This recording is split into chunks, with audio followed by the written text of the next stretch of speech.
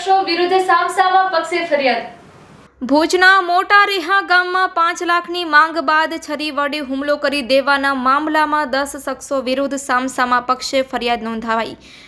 આ અંગે સૂત્રોમાંથી મળતી વિગતો અનુસાર ખેરસિંહ પીરસિંહ સોઢા દ્વારા પદ્ધર પોલીસ મથકે ફરિયાદ નોંધાવવામાં આવી છે, જે અનુસાર આરોપી શખ્સે 5 લાખ રૂપિયા માંગી અને જો ન દેવામાં આવે તો જાનથી મારી નાખવાની ધમકી આપી અન્ય આરોપી શખ્સોએ બોલાચાલી કરી ઉશ્કેરાઈ ગયેલા આરોપીએ છરી વડે હુમલો કરી દીધો હતો।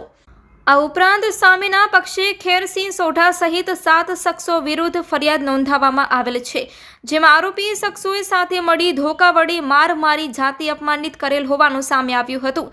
આ મામલે પોલીસે સામસામા પક્ષે ફરિયાદ નોંધીને આગળની વધુ તપાસ હાથ ધરી છે।